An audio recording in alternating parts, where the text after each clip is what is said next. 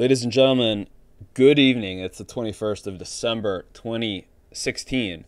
This is Christopher Aaron. Happy holidays to all of you celebrating the holidays that are upon us. I'll have a special message about the holidays at the end of this video. If you were looking for a very quick identification of the next potential lows that are coming into the precious metals, you will not find it on this video. I'm not in the business of doing 1 or 2 minute videos that give predictions. If you are looking for something like that, you will have to pay for one of the services that other analysts offer that are a lot more expensive than mine. I'm in the business of doing analysis that really helps me personally and has helped a lot of people to identify potentials that are setting up in the market. And if we can align ourselves with enough potentials, we can come out vastly ahead over time. That said, this will not be an easy process, and there's a lot at work here. And I like in these videos to show people what I'm doing a little bit behind the scenes, some of the thought process that is going into this type of work. And if you find value in this type of work, I do thank you for leaving your comments and leaving any ratings that you want.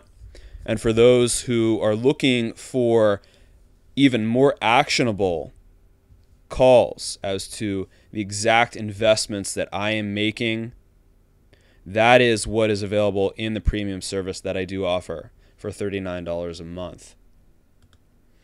Now, a lot of people have been a little bit confused recently about when I speak about the precious metals, about the fact that I have been bearish over the last month and a half, expecting the prices to go down as they have. How can I be bearish when I am focusing so much on the precious metals here over the long run? And the answer is I implement a dual strategy with respect to the precious metals.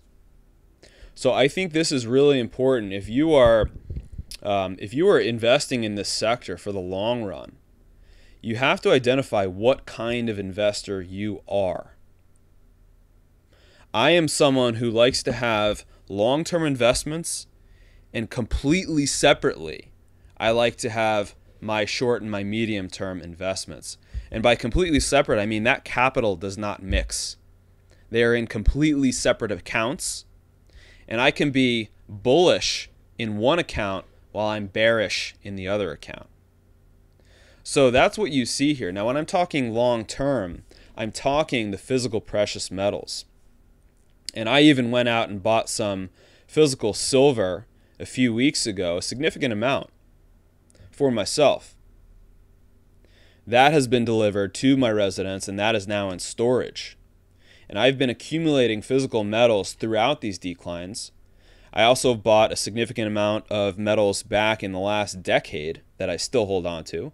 And I've bought some at higher prices as well. So for a long-term accumulation strategy, you do not have to be perfect on every timing. I think, in fact, for long-term, the best thing to do is to average your way into the sector versus the medium and the short-term strategy that I implement at the same time. And I'm talking here about the mining equities. I'm talking about the ETFs, both the unleveraged ETFs and the leveraged ones, as well as trading in futures and options. This is all happening completely separately for me. Okay, the long-term physical metals being unleveraged. In my opinion, this is the best thing to do for a savings plan or a long-term investment plan. Now, yes, over the long run, over the very long run, we're talking 100 or 200 years or even longer, precious metals really aren't the best investment because they merely retain their purchasing power over a couple of hundred years. But over a multi-year or even a multi-decade time frame, if you get that right, they can be a very good form of investment. For example, from 2001 to 2011, as gold went from 250 to 1900, clearly that outpaced the loss of purchasing power in the US dollar. So you made a nice investment on gold in that time frame. I think something like that is setting up for the next 4 or 5 years or so, and that's what I mean by an investment. The medium and the short term can be anywhere from a few days to a few weeks, a few months, and even up to a few years.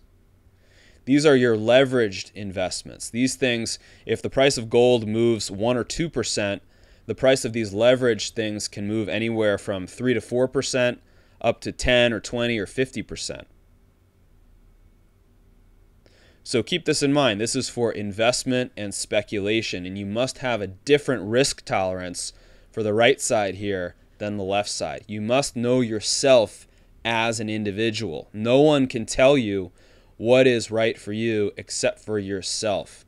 I will give an example of the performance of a mining company that I follow very closely a little later on in this presentation. So when we turn to look at the unleveraged component, the physical metals gold, I want to bring you up to speed on what I'm seeing here happening in the gold market. Now this is the long-term chart that we looked at last time. And I'm going to bring up my handy little key here. This will stay the same for all of the slides. The important points to keep in mind here in the gold market are that gold consolidated for 28 years below the $850 level. Had an attempt to break out above that level in 2008, fell back down during the crash of 2008, and rose above that level for good in 2009. Now, I do some writing for a site where I'm an editor called gold-eagle.com. And I wrote an article here in 2015 basically saying that this green zone that you see here between 850 and 1033 was the potential for the low that was setting up in gold after this multi-decade move. And why did I think it was this? Well, it's based on a number of technical levels. And technical levels, we're talking about levels where we have observed large buyers and large sellers participating in the market in the past, purchasing tons and tons of gold. And all things being equal, we would expect that areas where large buyers have shown up in the past, we would expect them to show up again in the future. As long as their reasons for purchasing gold at a set level, let's say right around 1,000, as long as those reasons remain the same, then we would expect them to show up again, and that's what they did here at the end of 2015, beginning of 2016. Now, we are going to zoom in on the final part of the decline here for gold. Let's zoom that in. And here's the important point that we are trying to establish as far as looking at the lows that are coming for gold. You had this channel forming for the better part of 3 years, 2013 through the end of 2015. This up, down, up, down, up, down, up, down, up, down channel. 5 hits each on the upper and the lower trend line of this channel. And what happened here in the beginning of 2016 is this channel was broken. So that's a significant technical sign that we have to pay attention to. So in technical analysis, when you see that there were sellers showing up basically at lower and lower and lower and lower and lower prices for 3 years, and then all of a sudden something happened where the sellers were overwhelmed, we must pay attention to the shift in the market that occurred at that time. So this is a clue here. The breaking of this channel is a clue that something had shifted in the gold market. Now, the move from the break here was not as strong as some, including myself, were originally expecting. That is true. However, the gold market is not finished by a long shot at all. What is coming now for gold is we are looking at a retest of the 2015 lows. This could be a very important retest from a very long-term investment ramification standpoint. Now, from the short term, this decline is really doing exactly what we should expect it to do, which it's getting most of the people who were becoming interested here in gold, 6 months after the bottom, most of those people who were becoming interested last summer have now lost interest in the gold market. So why are we looking for this double bottom here to form? It's because this represents the confluence of the broken channel now coming back from the top of the broken channel, as well as the 2015 low. So somewhere here in the next, I would say 1 to 4 months is when we will have this test of the double bottom. And we'll watch that play out in real time, and we will see, and we will begin to judge the strength of a number of indicators to tell us, is gold getting ready to start a new bull market? And if so, the ramifications are really tremendous. Because a market that consolidates for 28 years underneath the 850 level and then shoots up like it did in 2011 and then comes back to retest the vicinity of that level, that's telling you that that shoot up in 2011 was just the first move of what is going to be happening. So we are trying to gauge that right now. So that's why nothing is 100%,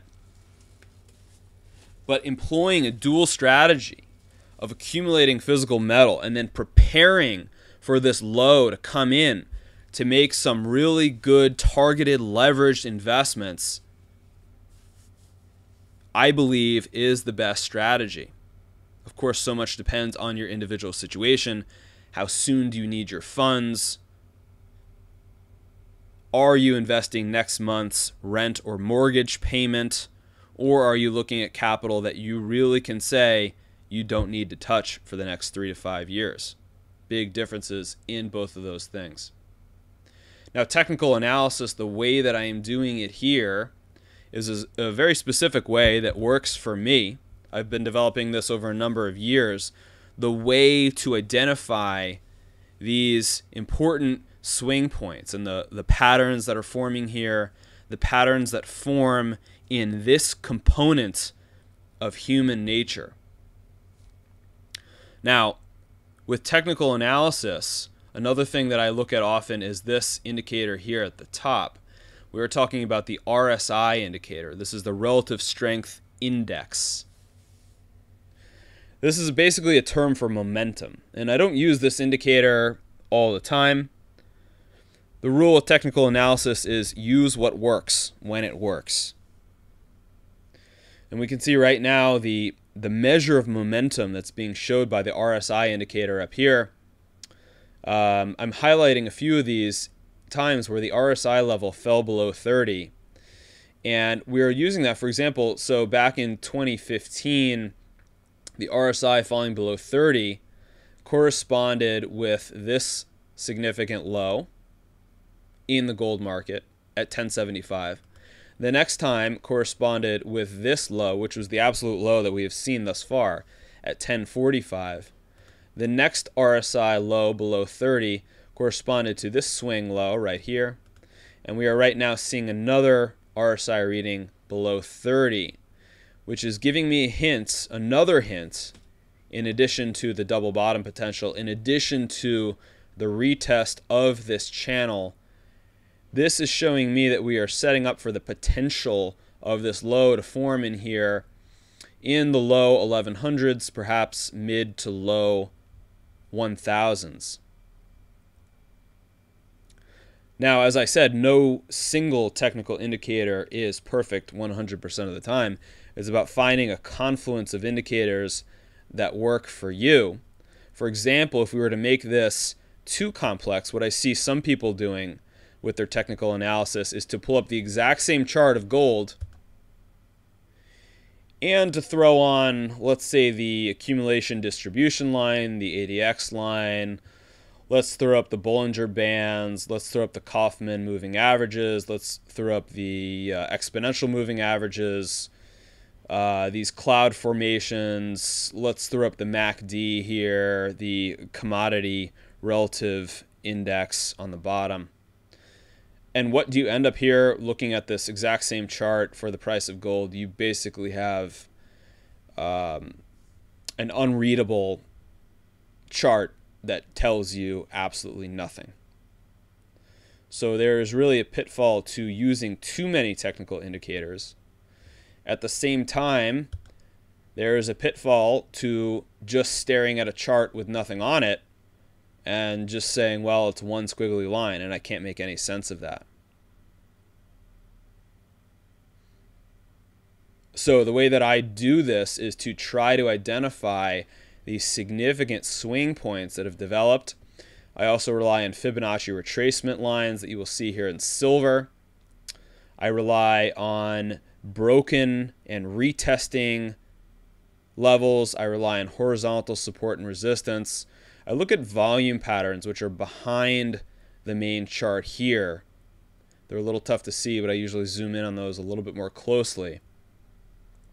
All of these things together give us, in my opinion, what works for me and what has worked for a number of people, this sort of a chart. We're looking at the double bottom potential coming here in the first quarter of 2017. Let us switch over to look at the silver chart. We looked at this one last week. We noted the increasing price spikes that have been forming every 3 to 5 years here in silver. The final downtrend, which was broken here in silver a month or so after gold, the rising linear trend line, very important to pay attention to. Let us zoom this one in. Okay, there's that rising linear trend line. So silver had formed what is called a terminal bottoming wedge pattern. This one very difficult to recognize in its later stages because the sentiment turns so bad and so poor that no one really wants to pay any attention to it. I was watching this bottoming wedge pattern for about a year and a half before it resolved. And I did do some trading in the short run.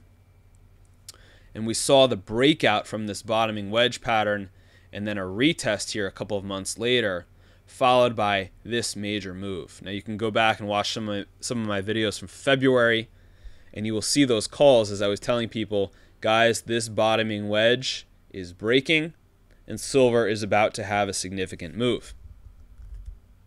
So we participated to a large extent in that move. Of course, I'm talking with my medium-term trading accounts.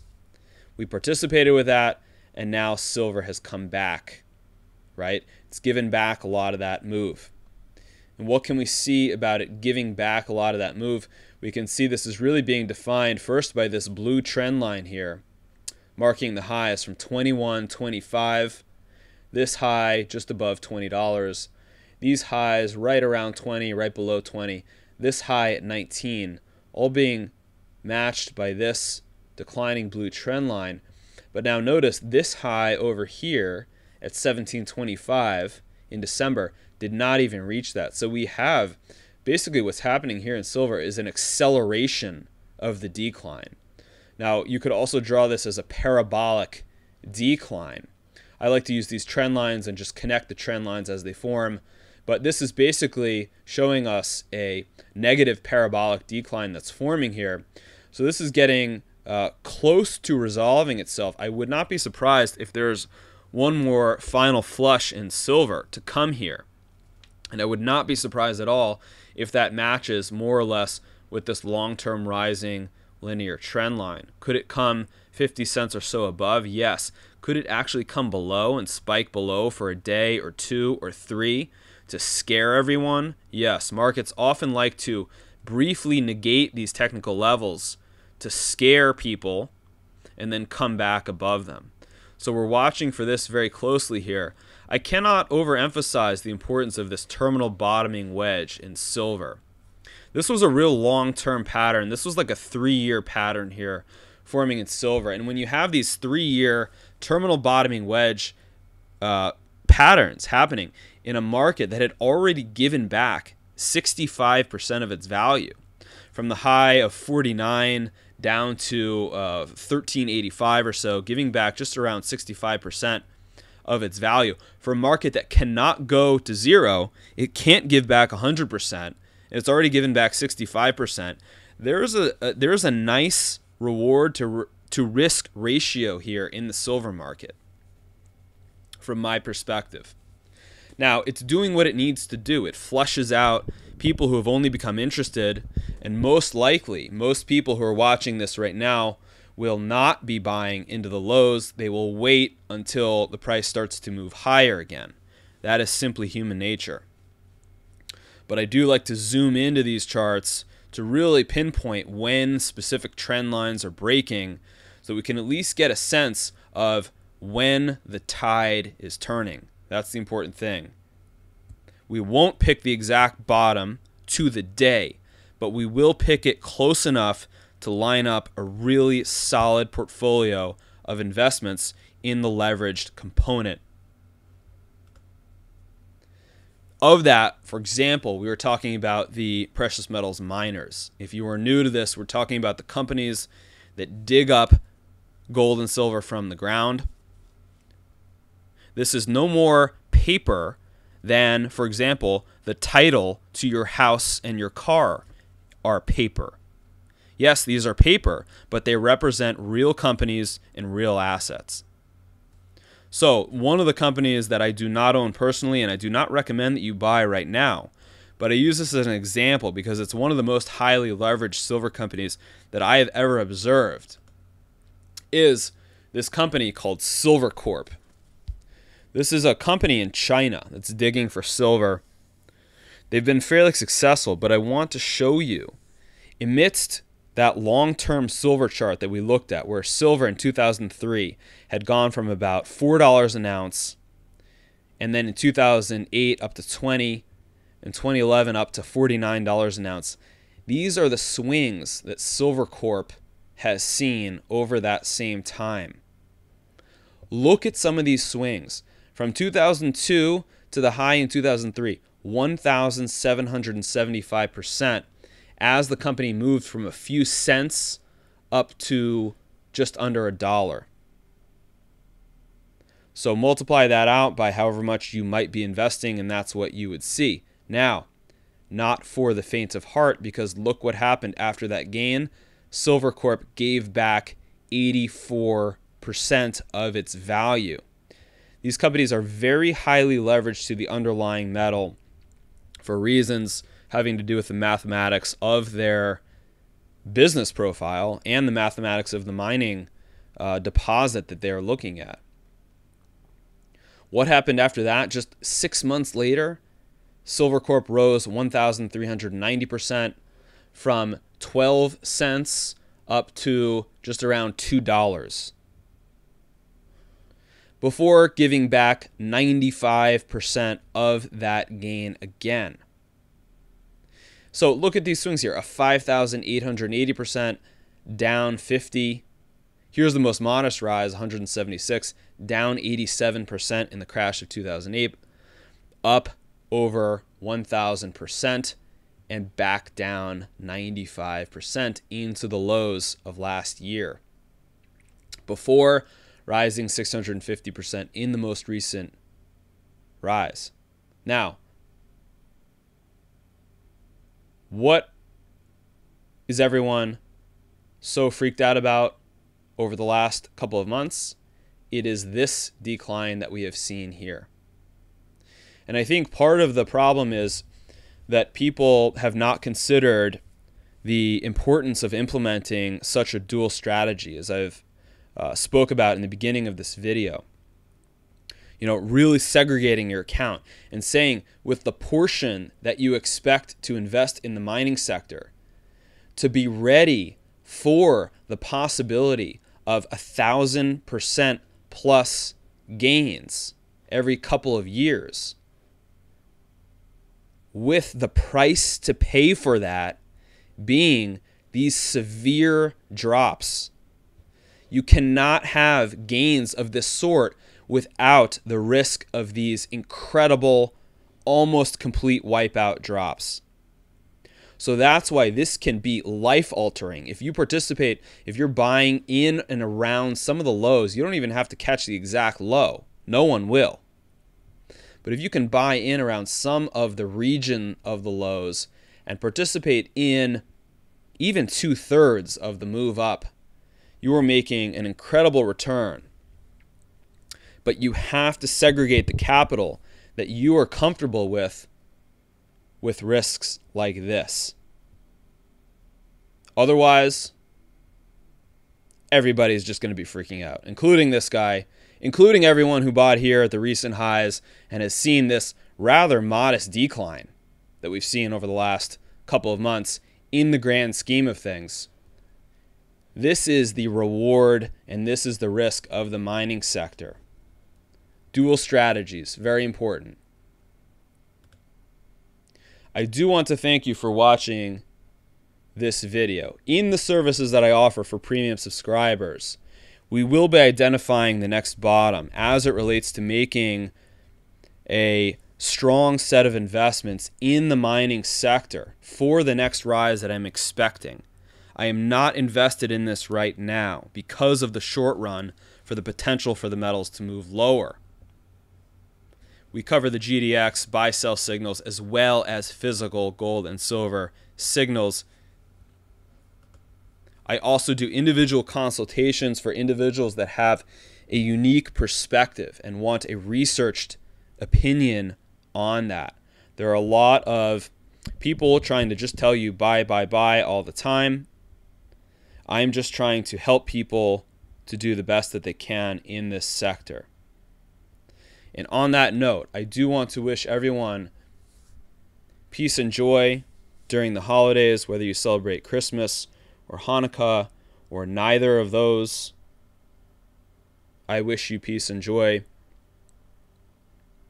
Whether or not it seems possible, this is actually what I do here. This is actually part of a greater vision that I have for myself and for the world and for individuals. I do believe there is something important happening during the time at which we are alive. And I think it is important to have sufficient resources to be able to do some of the amazing things that are possible. I do not see money as the final end-all be-all, but I do consider it an important resource for us to have to do incredible things here on this earth. So thank you again. Happy holidays. The next video will be this time next week.